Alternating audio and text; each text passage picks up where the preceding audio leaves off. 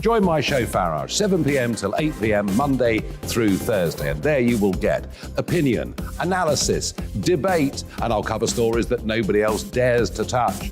You've been cancelled. Join the club. Oh my goodness me. And then for the last 15 minutes, talking pints. We're over a drink. We have a civilised conversation with someone. We very often disagree, but we do it in a grown-up way. Come and join me on Farage.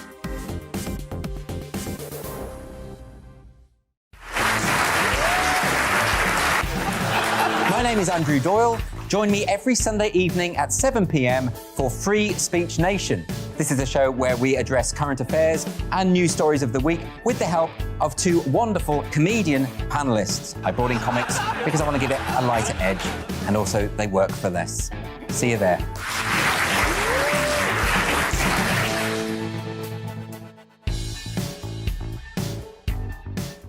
Hi there, it's Stephen and Anne. At breakfast from 6 a.m, you'll always be caught up with everything you need to know, the latest headlines, opinions and debates. We'll bring you the good news and the bad, but most of all, we're here for you. Remember, send in your views and let us know what you would like us to talk about. That's because we're your news channel. And every morning at 6 a.m, it's breakfast on GB News. I'm Dan Wootton. Join me Monday to Thursday from 9 to 11 for the feistiest and most fun news debate on TV, where free speech reigns. I'll bring you a sharp take on the day's biggest stories, bombshell newsmaker interviews, and A-list guests. And I guarantee you, no spin, no bias, no censorship, and no reason to go to bed. That's Dan Wootton Tonight, Monday to Thursdays from 9 on GB News.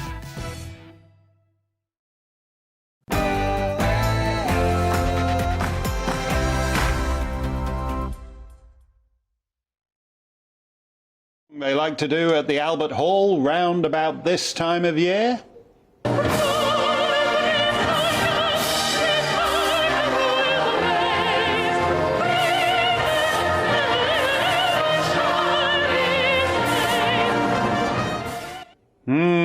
Britannia rule the waves. Britannia doesn't rule a lot of the waves these days, not even off the beaches of southern England. And increasingly, her writ does not run on land either. Welcome to Broken Britain.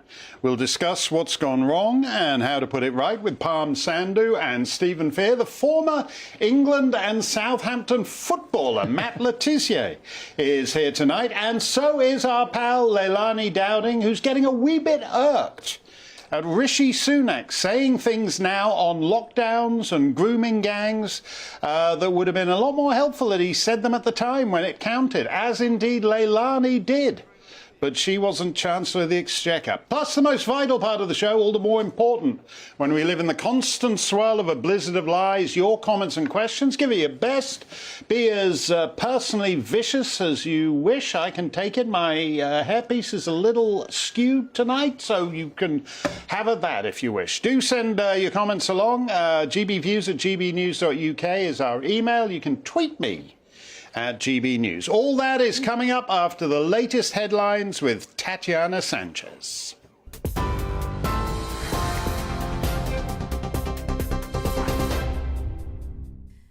Thank you, Mark. It's 1 minute past 8. I'm Tatiana Sanchez in the GB Newsroom.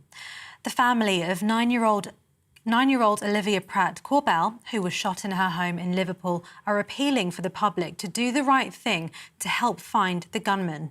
It's after police said they will not rest until they find who killed Olivia. Merseyside detectives have also confirmed they've identified a second man involved in the shooting. They say he was with the 35-year-old suspected target. Officers are urging the gunman to surrender. Detective Chief Superintendent Mark Steyn says the force is working around the clock to find Olivia's killer. I asked for the man responsible for this brutal, callous, thoughtless attack to surrender himself to the police. Unfortunately, that individual has failed to do that. But my message to him remains the same. We will not rest until we find you. And we will find you. Well, in that press conference, Merseyside Police also confirmed the arrest of a man and woman following another fatal shooting in Liverpool. Council worker Ashley Dale was found with gunshot wounds in her back garden in the Old Swan neighbourhood on Sunday. Rishi Sunak and Liz Truss have been going head-to-head in the Tory hustings in Norwich this evening. Well, ahead of the hustings, Ms Truss visited a food factory in Norfolk. She said she'll look at doing more to help businesses with soaring energy costs if she becomes the next Prime Minister. But what I will also do, if elected as Prime Minister, is look at business energy costs, because it is one of the issues holding back business. Keeping corporation tax low is also important. Reversing the national insurance rise is also important, so we get the business investment and the growth that we need. Train drivers at another 3 firms vote for strike action in a dispute over pay. Members of ASLEF at Chiltern, Northern and Trans-Pennine Express have voted to walk out. The Department for Transport say whether union chiefs like it or not, the reforms will be made and more strikes will not change this.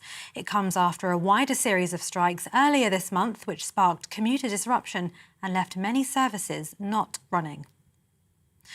The number of asylum claims being made in the UK are at the highest level in 20 years, leading to a record backlog of applications. New Home Office figures show at the end of June, over 85,000 people had been waiting for more than 6 months for an initial decision, up 59% from last year. TV, online and DAB+ radio. This is GB News. Now it's back to Mark Steyn.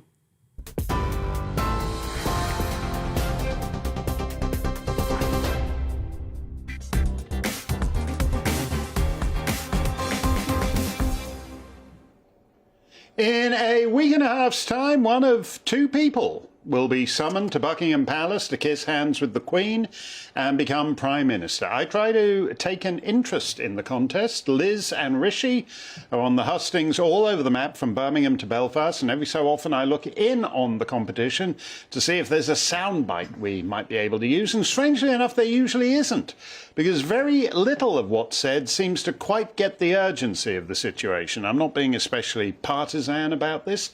Labour doesn't get it either, and nor do those various Celtic secessionist parties in Scotland, Northern Ireland and Wales. But people do, and you will too if you're planning on opening your next electric bill or even filling up your car. Nothing works, certainly not the health service. From the Manchester Evening News.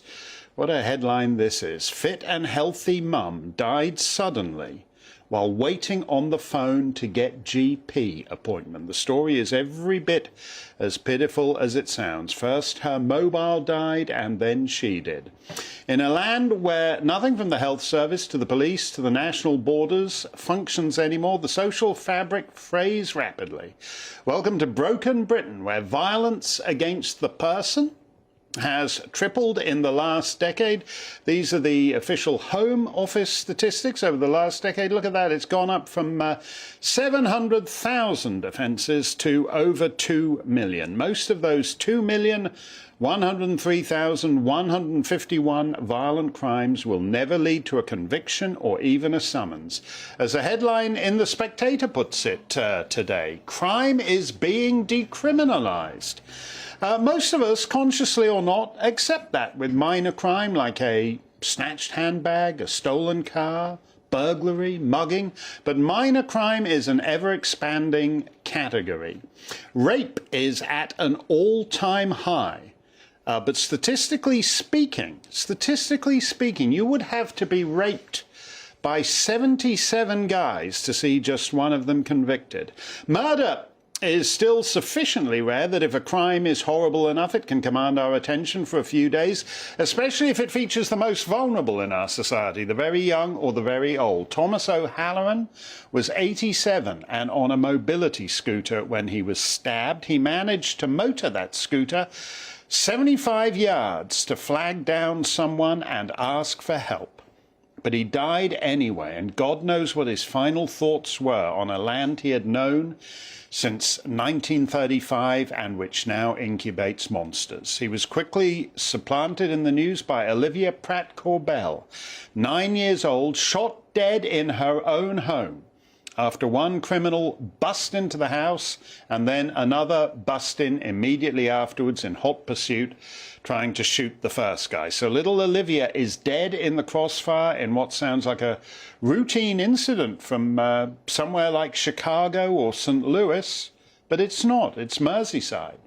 It is said to be a dispute between members of Liverpool's underworld. Liverpool is the third most deprived community in Britain. And in a narrow economic sense, it is a rational decision for a Liverpudlian to do business with one degree or another with the city's criminal gangs. But if the sociologists and the do-gooders are correct that, quote, poverty breeds violence, the economists are predicting a lot more poverty. So which way do you think that violence trend line is headed? Here's McDonald's in Nottingham this week. Yeah. Order has broken down, and they're just taking what cheeseburgers and fries and hideous milkshakes they can get. Most of us are cynical and a little heartless about such things. We accept that there are dark, feral corners of the realm where the Queen's peace is no longer operative. But one of the measures of a livable society is how easily you can insulate yourself from its ugliest pathologies. So yes, you have to be a little more cautious now if you find yourself in a poverty-stricken inner city such as Liverpool or Nottingham or Chelsea or Mayfair. This is two motorcyclists taking a hammer to a Bugatti on what looks like they're just off Park Lane in broad daylight. They were trying to smash the window and steal the Bugatti driver's watch. This is Chelsea, London Southwest 3, delightful neighbourhood, quiet residential street. Well, except for the screams of the woman being attacked at knife point. Take a listen to this. Yeah. Those two guys in, look at that. Look at that. That's a gentleman trying to do the right thing and help the woman being attacked. He's getting beaten up. The two guys in balaclavas were after her watch. They got it and they drove off, and that bloke yelling is crowing that he'd got their number plate. So evidently he lives in a fantasy world where it's still 1958 and Scotland Yard still investigate crime. Not now. One more, a couple of blokes going for a catalytic converter. Look at this, they're under the car, retrieving the catalytic converter. And then, look, they've got the catalytic converter and they're calmly driving away with it. Not a big deal, is it? Except that if you believe, as I mentioned the other night, in the broken windows theory of policing formulated in New York 3 or 4 decades back, all the uninvestigated watches and catalytic converters slowly corrode the realm of manners in Lord Moulton's memorable coinage and open up the space for the grotesque murders of pensioners and children. Stephen Fair is with us, as is Palm Sandhu. Stephen has had an incredible life since he opened his first business out of a red telephone box at the age of 15 and sold it while still, there's the telephone box. I don't expect, I take it that's a recent picture because the phone doesn't work now. But it has, so nobody can run a business out of a red telephone box in the way they could back then. And he sold it while he was still a teenager out of that telephone box for 100 grand. His current business is worth 100 million. Fabulous, dazzling career, but even he is finding it harder to insulate himself from broken Britain. Here's Stephen out and about on the Bristol Downs, and some punk on a bicycle decides to have a go at him. Just more or less out of the blue here. Also has a go at the dog, starts charging Stephen's dog.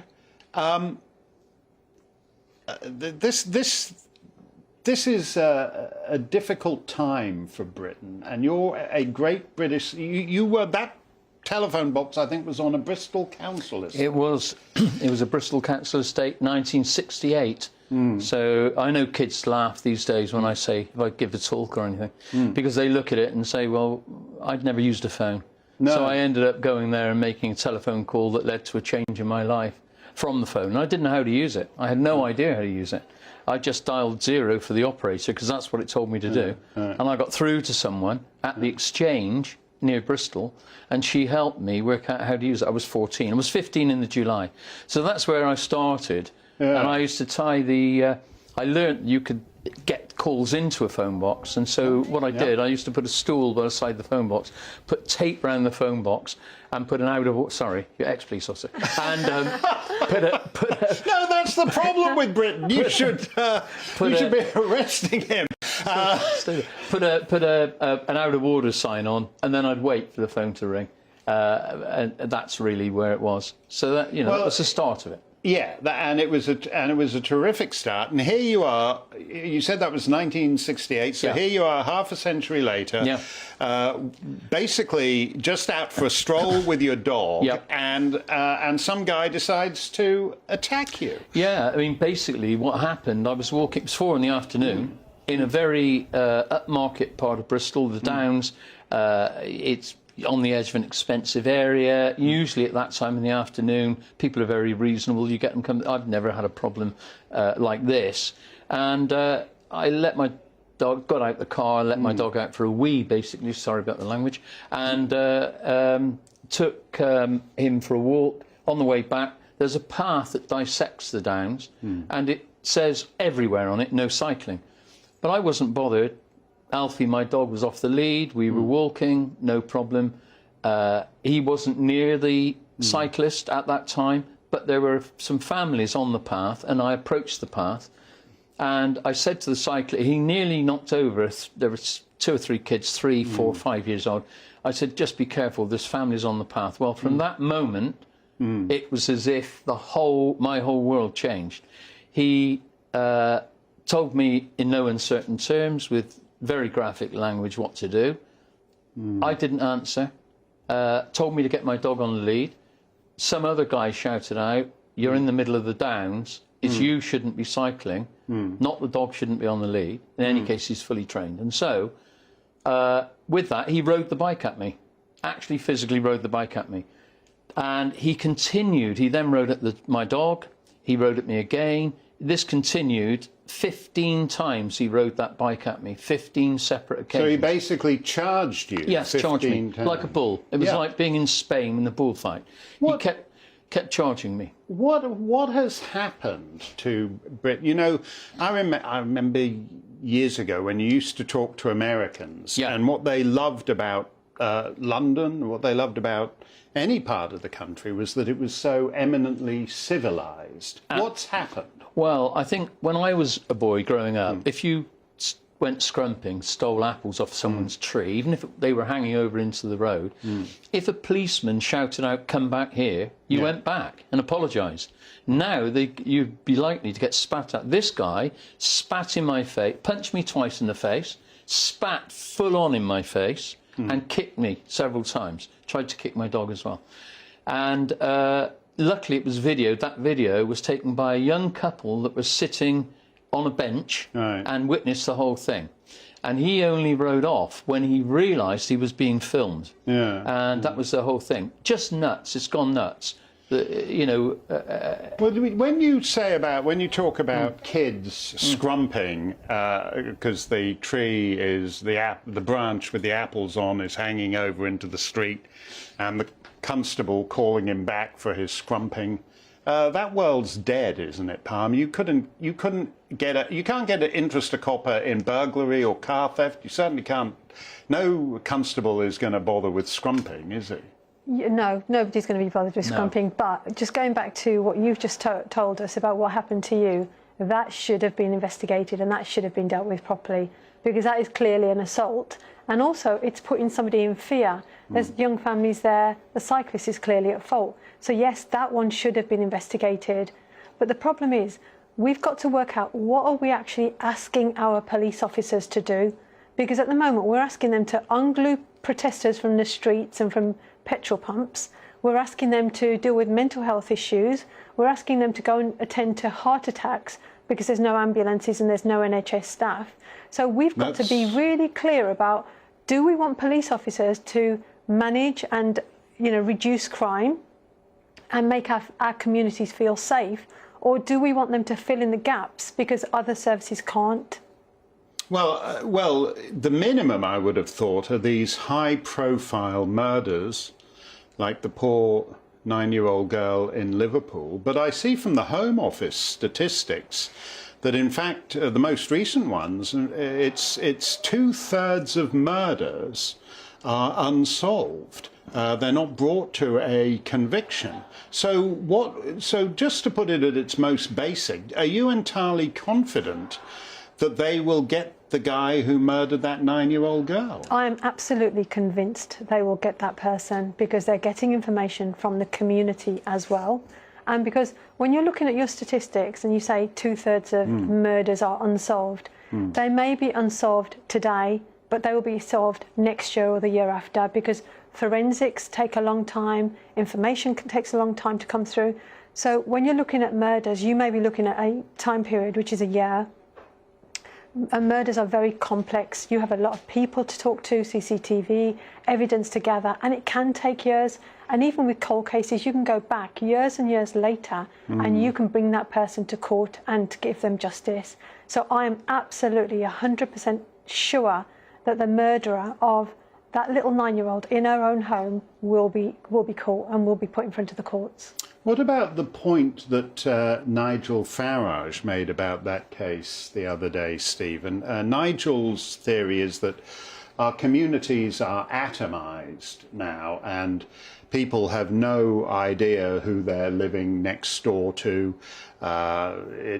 We lead much more transient lives compared to when you were on that Bristol council estate. Yeah. And that actually the psychologies of our neighbours are increasingly unknown to us. Yeah, and the neighbours are faceless often, especially in big blocks of flats. They get in the lift, they go down 14 floors, they get in their car or on their bike, whatever they do, off they go for the day, they don't come back till 7 at night. Well, working from home may have changed some of that, but only for a period, And I think that the problem we've got is that we're not building communities. You see, in the past, I've been a big supporter of the police, in as much as I think the police have got a very tough job. They need to be backed up by the courts. There is no point. My son would tell you the story.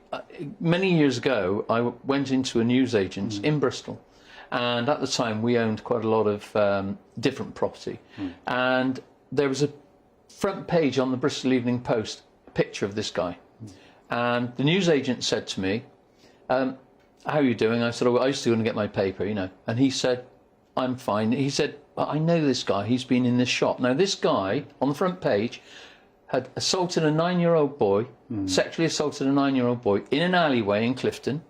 It turned out later, he was also done for burglary, and there was various car crimes. These are facts. So I said to the newsagent, I know him too. And he said, where do you know him from? I said, he's one of my tenants. I said, I've got a property near here and he rents a property of me, and I know anyway.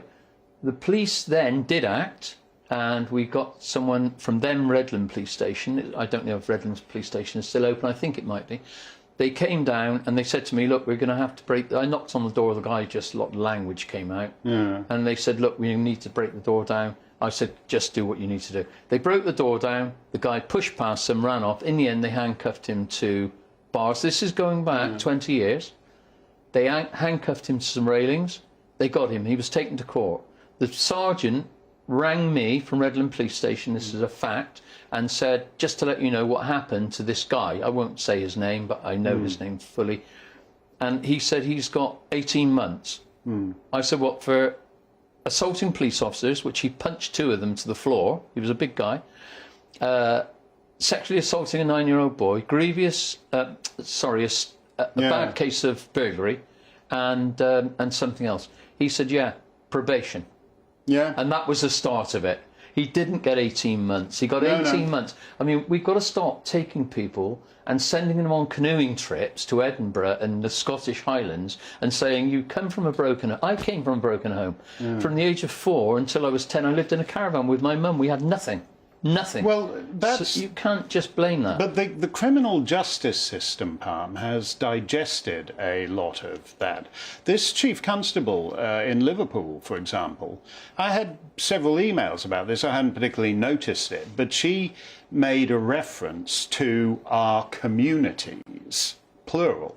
And the one thing you always used to know about Liverpool was that it was like one community, because if you made the least disparaging, Boris Johnson disparaged them in the Specky a few years ago, and he wound up having to get on a train to Liverpool and go and give a mass grovelling apology to the people of Liverpool because they were one community.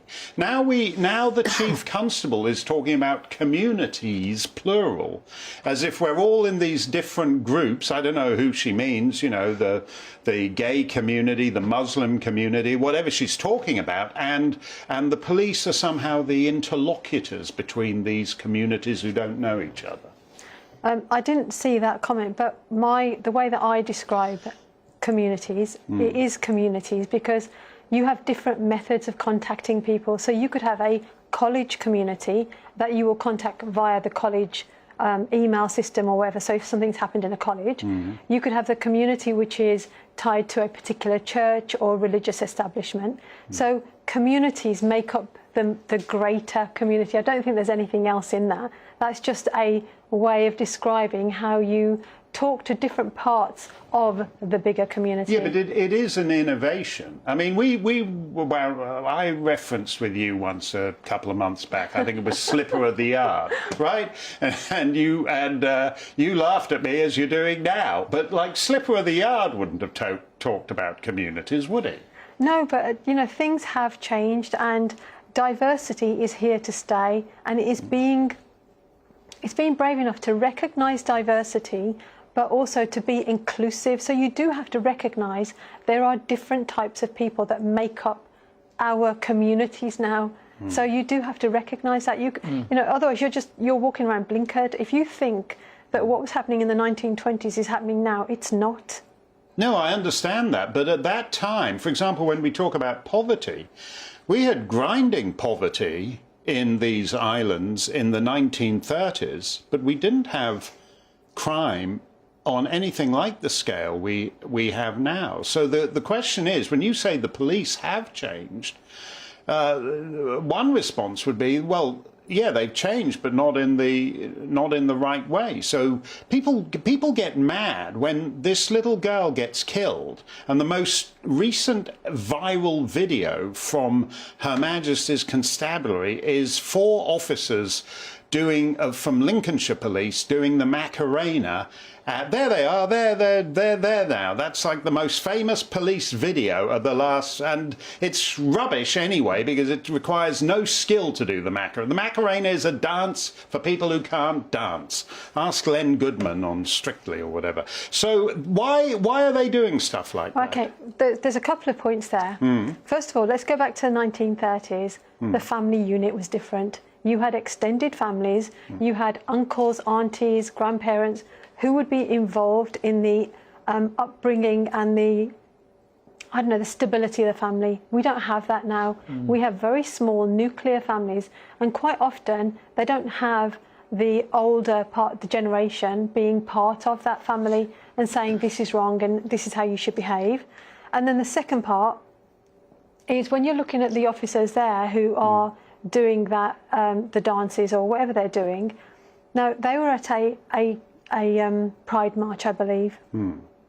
Now, if they were my officers, I would rather that they had walked along the side, kept an eye on the communities, kept an eye on the people who were there, protected the people who were there for the Pride March, and then made sure that there was no stabbings, there was no drug dealing, there was no violence. So I would rather that's what they were doing, but they weren't.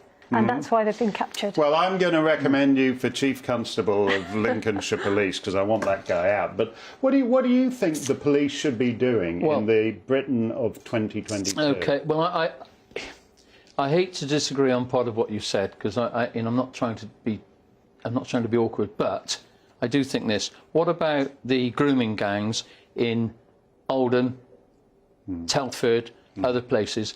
Because they, as I understand it, are largely part of a Muslim group.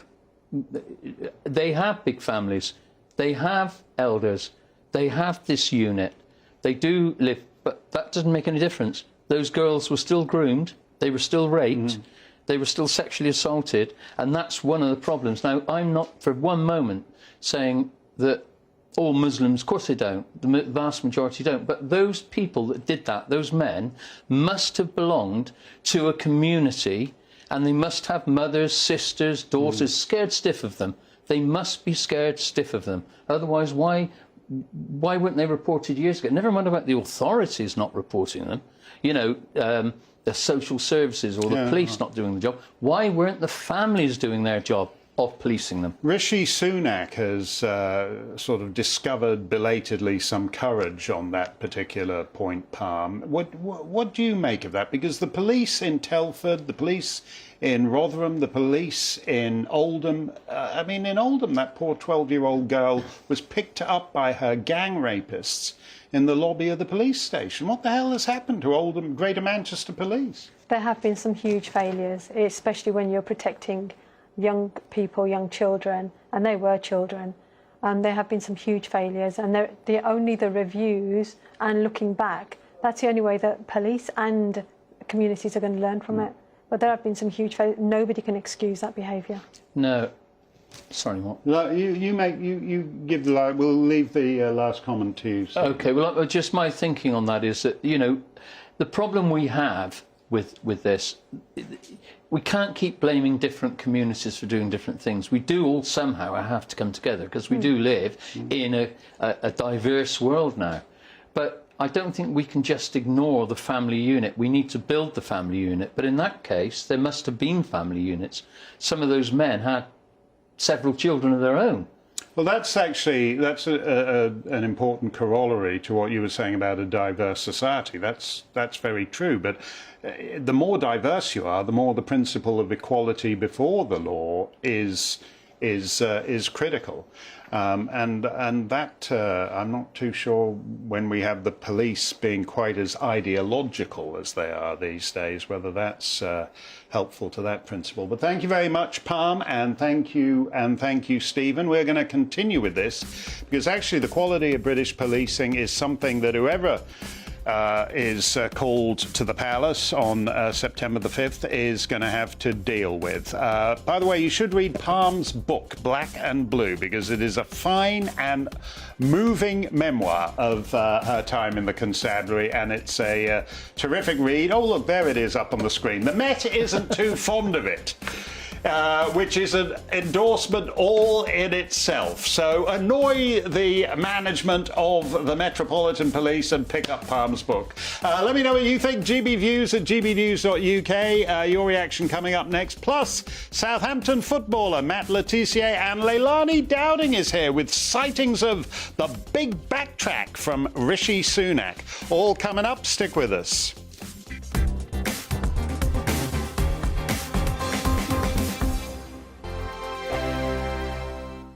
Join my show Farage, 7 p.m. till 8 p.m. Monday through Thursday. And there you will get opinion, analysis, debate, and I'll cover stories that nobody else dares to touch.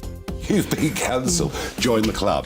Oh, my goodness me. And then for the last 15 minutes, talking pints. We're over a drink. We have a civilised conversation with someone. We very often disagree, but we do it in a grown-up way. Come and join me on Farage.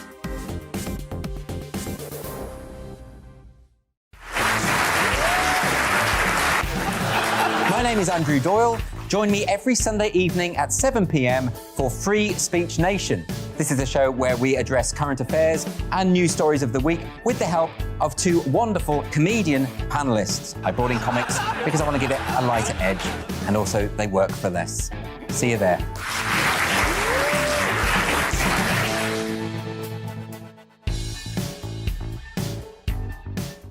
Hi there, it's Stephen and Anne. At breakfast from 6 a.m, you'll always be caught up with everything you need to know, the latest headlines, opinions and debates. We'll bring you the good news and the bad, but most of all, we're here for you. Remember, send in your views and let us know what you would like us to talk about. That's because we're your news channel. And every morning at 6 a.m, it's breakfast on GB News. I'm Dan Wootton. Join me Monday to Thursday from 9 to 11 for the feistiest and most fun news debate on TV, where free speech reigns. I'll bring you a sharp take on the day's biggest stories, bombshell newsmaker interviews, and A-list guests. And I guarantee you, no spin, no bias, no censorship, and no reason to go to bed. That's Dan Wootton tonight, Monday to Thursdays from 9 on GB News. At GB News, the People's Channel, and we are absolutely everywhere. Yes, we're on TV, radio and digital. And if you're a Virgin Media customer, well, we're now even easier to find. With GB News moving to channel 604. Don't forget, we're channel 216 on Freesat, 515 on Sky, 236 on Freeview and 236 on YouView. Join us on GB News, the People's Channel.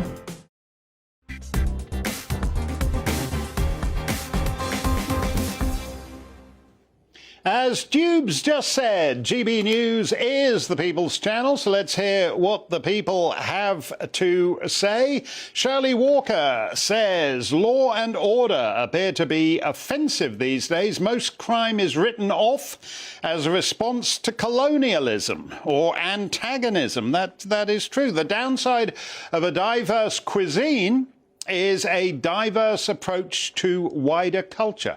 That is true. The cultural accommodations made by judges when considering some of the most basic affronts to society, such as sexual assault, or the cultural accommodations made by the police and the social workers and the politicians that they're still making. Like the, whatever she is, the council leader in Oldham is still making. Absolutely disgraceful. Stephen says, a referendum on the return of the death penalty for a start. That's another benefit of leaving the failed EU. It's true, you can't, if you've got the death penalty, you can't be admitted to the European Union. Otherwise, they would have annexed the United States by now. Sam says, legalise, regulate and tax drugs. I'm not sure we need. Do we need any more stoners? I don't know. I was falling into a sort of trance there myself. A Twitter user says, fix the broken police force and public help each other instead of filming crimes. Well, as Stephen just said, if you do attempt to intervene, you'll get attacked. It's very difficult now. You saw that poor gentleman trying to help the lady having her watch stolen on a residential street in Chelsea. We are a nation of cowards. That is true, though, when you put it like that. In the end, if you see something happening, you have to intervene, because otherwise you should feel a great shame in the pit of your stomach afterwards. It is terrible what is happening on the streets. Time for a brand new feature on the Mark Steyn Show, The Great Walk Back. Are you ready? Start walking it back. Walking back to happiness. Walking back to happiness. Whoop-a, oh yeah, yeah. Words to live by. Rishi Sunak is attempting to walk back to happiness, or at least walk back to being semi-competitive in the Tory leadership race. He's given an interview to The Spectator, hailing his spectacular courage in opposing lockdowns. If only he'd been allowed to bring it up in all the meetings 2 years ago. Quote from Rishi, I felt like no one talked, he says. We didn't talk at all about missed doctors' appointments or the backlog building in the NHS in a massive way. That was never part of it. When he did try to raise concerns, he met a brick wall. Those meetings were literally me around that table just fighting. It was incredibly uncomfortable every single time. He recalls one meeting where he raised education. I was very emotional about it. I was like, forget about the economy. Yeah, he did forget about the economy, didn't he? Not a good thing in a Chancellor of the Exchequer. Forget about the economy? Surely we can all agree that kids not being in school is a major nightmare, or something like that. There was a big silence afterwards. It was the first time someone had said it. I was so furious. This follows on Mr. Sunak butching up, as we mentioned with Palm a couple of minutes ago, Mr. Sunak butching up on grooming gangs and saying we need to stop being so euphemistic about all the Asian males when we all know it's a little more particular than that. These rapists are members of the Particularstani community, as I think Rishi said.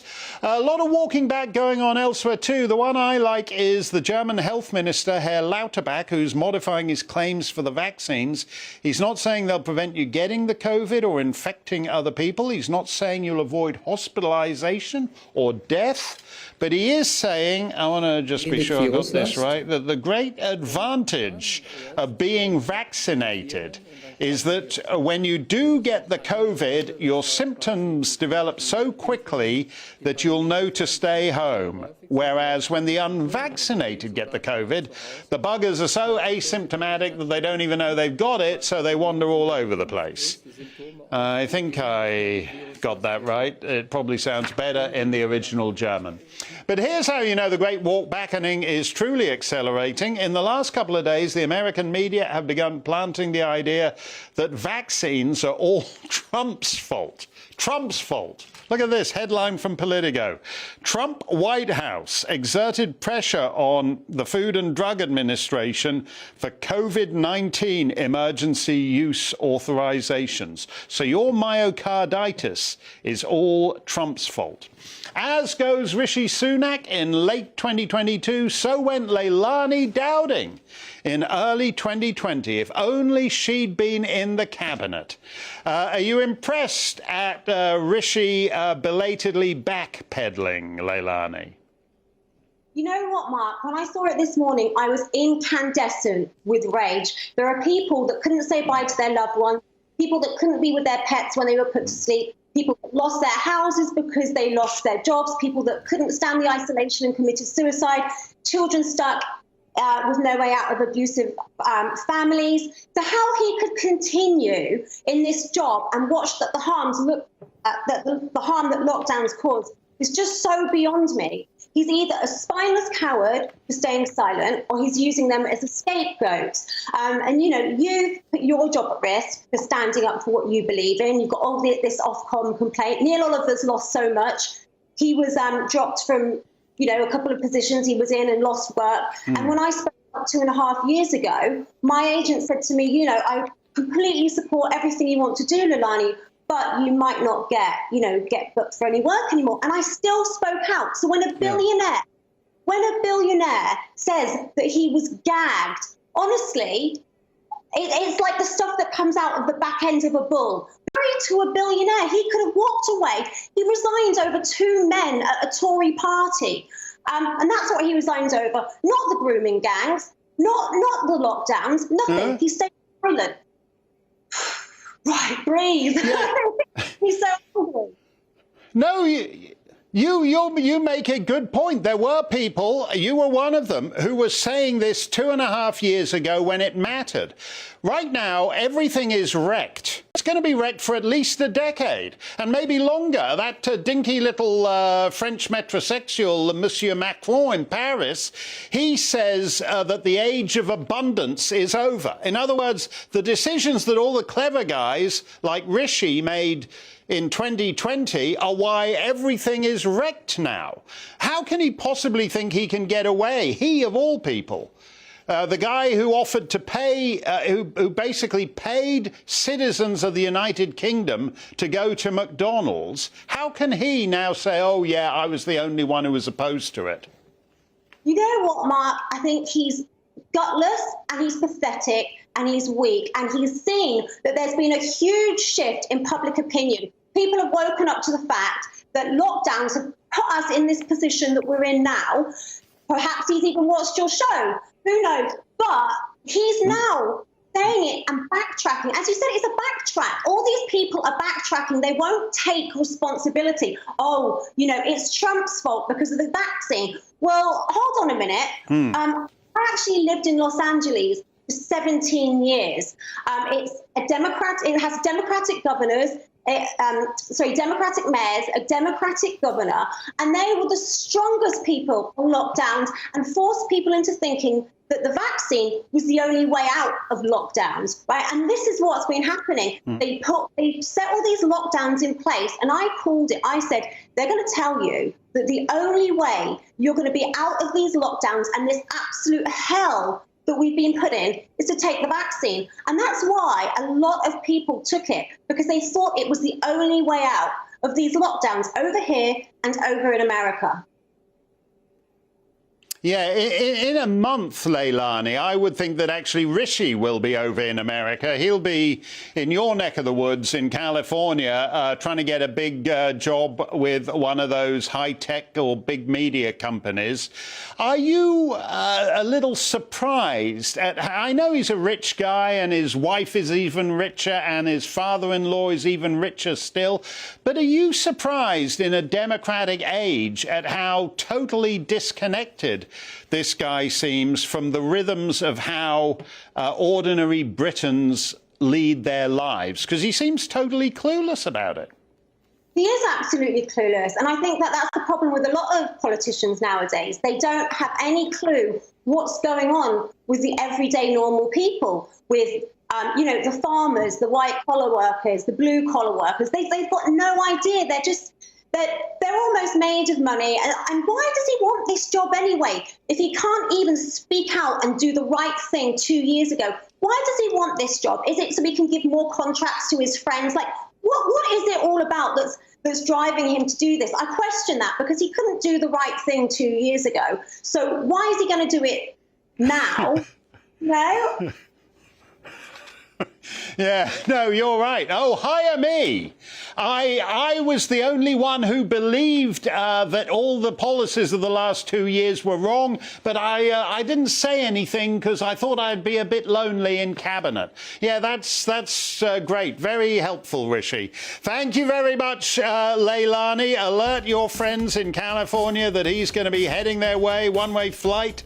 British Airways out of Heathrow around about September the 7th, I would say. Stump the Sign looms, GBViews at GBnews.uk. Plus, former England and Southampton footballer Matt Letizia is here. Don't touch that dial. We're coming right back.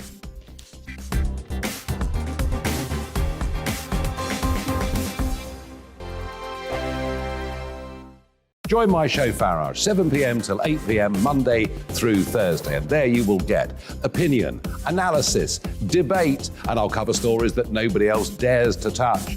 You've been cancelled. Join the club. Oh, my goodness me. And then for the last 15 minutes, talking pints. We're over a drink. We have a civilised conversation with someone. We very often disagree, but we do it in a grown-up way. Come and join me on Farage.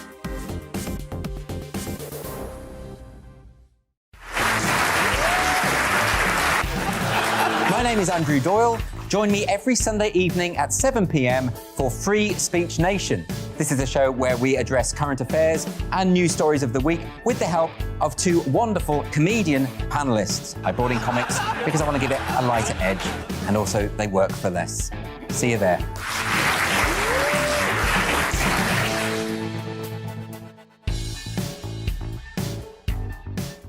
Hi there, it's Stephen and Anne. At breakfast from 6 a.m, you'll always be caught up with everything you need to know, the latest headlines, opinions and debates. We'll bring you the good news and the bad, but most of all, we're here for you. Remember, send in your views and let us know what you would like us to talk about. That's because we're your news channel. And every morning at 6 a.m, it's breakfast on GB News. I'm Dan Wootton. Join me Monday to Thursday from 9 to 11 for the feistiest and most fun news debate on TV, where free speech reigns. I'll bring you a sharp take on the day's biggest stories, bombshell newsmaker interviews, and A-list guests.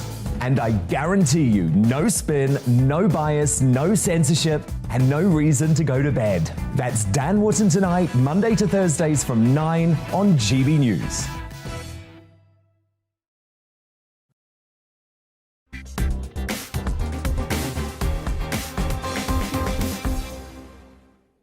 Matt Letizia had a terrific professional football career with Southampton, and then he became a fixture on Sky Sports. But he's noticed, as we have on this show, that we have huge numbers of excess mortality at the moment. That's not in dispute. For the last 3 months, we've been averaging an extra 1,000 dead people a week. This is Jamie Jenkins' graphic. He was on our show last night.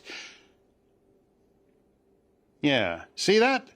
When the orange line is, the orange bars are sticking up, that's excess mortality, averaging about 1,000 a week. Matt's particularly concerned about dead sportsmen. Again, the increase is not really in dispute.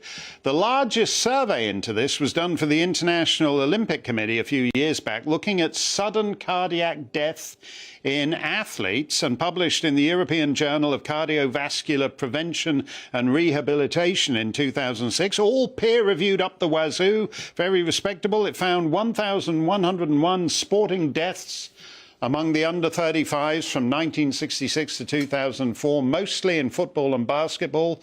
That's 2 or 3 a month over 4 decades. There's a lot more now. Yesterday we mentioned 4 from the last few days. We could do that every day. Basketball, young Spanish basketball player dies suddenly and unexpectedly, aged 18. 18 years old. That would be poor Danny Gomez from Aragon, who died on Tuesday evening. Matt, you've asked for a proper investigation into what is going on here. I take it you just suddenly noticed that there were footballers and boxers and rugby players dying more often than they should be. Very much so, Mark. I've been involved in sport all my life. Not only that, I watch a hell of a lot of sport. It's pretty much the only thing I watch on the television. And I have seen so many people, so many incidents of young, fit, healthy sports people collapsing on their fields of play. And it's just not normal. And yet the media seem to be normalizing it. And nobody seems to be paying any attention whatsoever to this huge rise that has gone on. And for the authorities in charge of these sports to not notice it or not to be calling for an investigation, I think is absolutely scandalous. And I have been trying, and hopefully I will get a meeting soon with the powers that be in football to try and put evidence before them to show them just what is happening, because they don't seem to want to investigate it themselves. And I think that's criminal. What I find interesting, Matt, is that sometimes you'll see a follow-up story. For example, there was a hurler in the northwest of Ireland who died a couple of weeks ago, very young, promising career, and very famous in his field.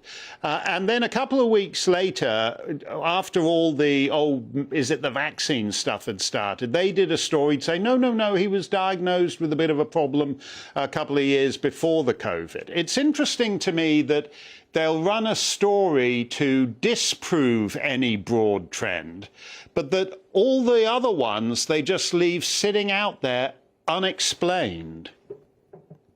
Yeah, I think it's there's certain parts of the world where mystery illnesses are accounting for the most people that are dying, and they just don't seem to want to have a look at what is happening in these situations, and it's quite ridiculous. The hypocrisy is just through the roof, because, as you say, they're very quick to look at the incidents that are on their side of the argument, but they will not look at anything else.